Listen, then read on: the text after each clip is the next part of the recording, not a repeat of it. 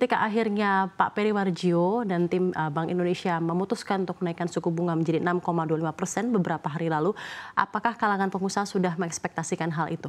Ya, Mbak Safrina, sebelumnya dunia usaha memproyeksikan dan punya ekspektasi bahwa pemerintah melalui instrumen kebijakan moneternya seharusnya menahan tingkat suku bunga acuan. Karena Indonesia sedang mengalami kondisi yang harus bertahan dalam kondisi geopolitik global yang juga tidak baik-baik saja.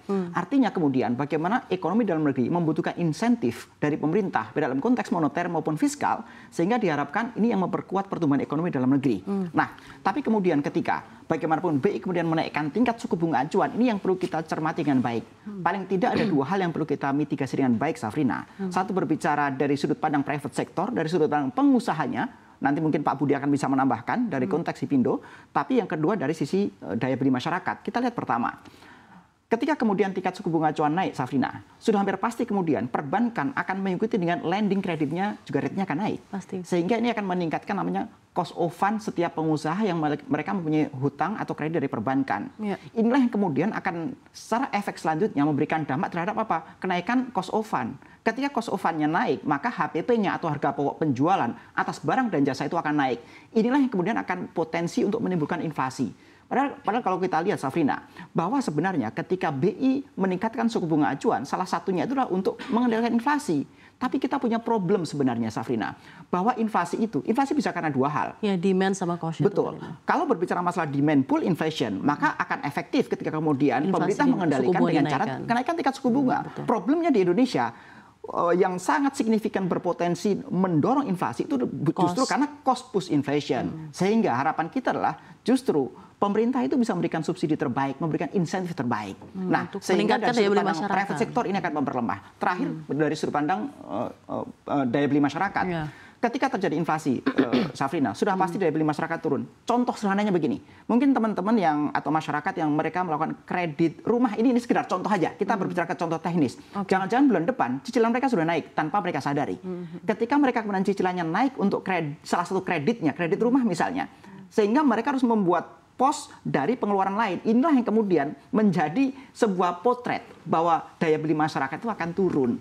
Hal ini yang sebenarnya kita hindari. Sekali lagi, Safrina, kita mengharapkan pemerintah ini harus komprehensif mendorong regulasi, kebijakan moneter maupun kebijakan fiskalnya, sehingga bisa menahan daya beli masyarakat dengan baik dan bisa mendorong dunia usaha. Dan terakhir, Safrina, problemnya adalah ketika pemerintah ingin mendorong dan menahan daya beli masyarakat, pemerintah ini mempunyai ruang fiskal yang terbatas untuk tahun 2024 ini.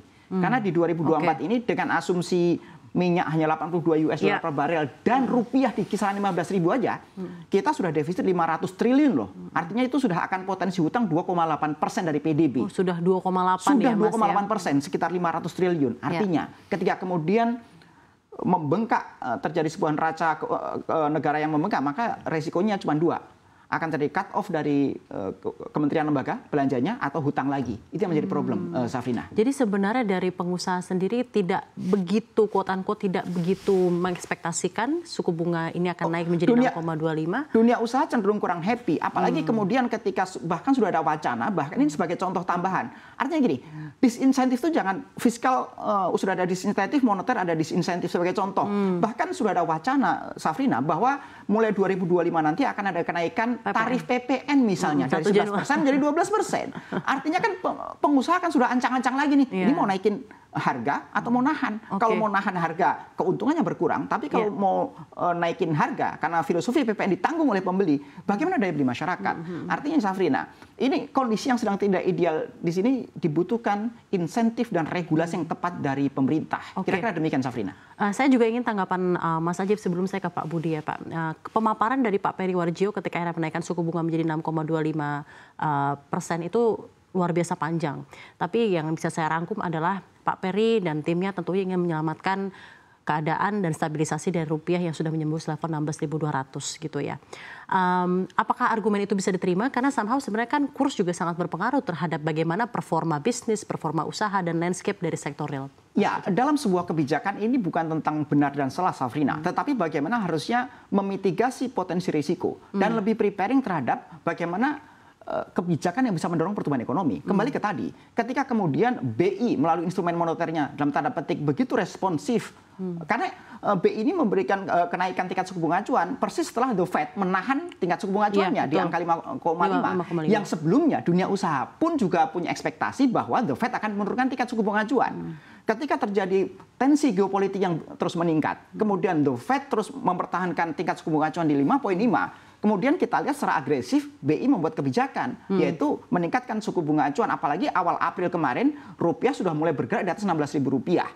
Memang pilihan pemerintah menjadi relatif terbatas di situ. Tapi problemnya adalah, apakah pemerintah sudah preparing? Apakah pemerintah sudah menyiapkan? Apakah pemerintah sudah menyiapkan? What's next-nya apa? Insentif sisi lainnya apa? Jadi kami memaklumi dunia usaha ketika pemerintah harus mengambil sebuah kebijakan seperti ini. Tapi pertanyaan kita adalah bagaimana pemerintah memberikan sebuah regulasi yang lebih komprehensif. Disinsentif satu sisi bisa memberikan insentif sisi yang lain. Demikian regulasi komprehensif dan insentif tambahan dan pula disinsentif tambahan ya Pak untuk melengkapi kebijakan suku bunga yang sekarang berada di 6,25%. Itu yang dari Mas Ajib. Terima kasih banyak. Luar biasa Mas untuk memantik diskusi kita pada sore hari ini. Sekarang saya ke Pak Budi.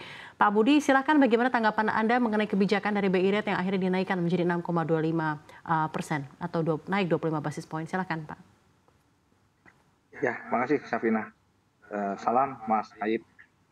Jadi kalau dari kami ini sektor retail kan sektor pelaku usaha langsung ya. Menurut kami ini yang paling penting tuh sebenarnya nggak usah khawatir dengan kenaikan US dollarnya. Kalau dari pandangan kami ya, karena kami kan masih punya buffer stok. Tapi kalau pandangan kami yang kami takutkan yang tadi itu adalah suku bunga. Itu lebih langsung seketika itu kontraproduktif dengan kondisi pelaku usaha terutama sektor retail offline, karena itu akan seketika daya beli juga bisa akan langsung berkurang.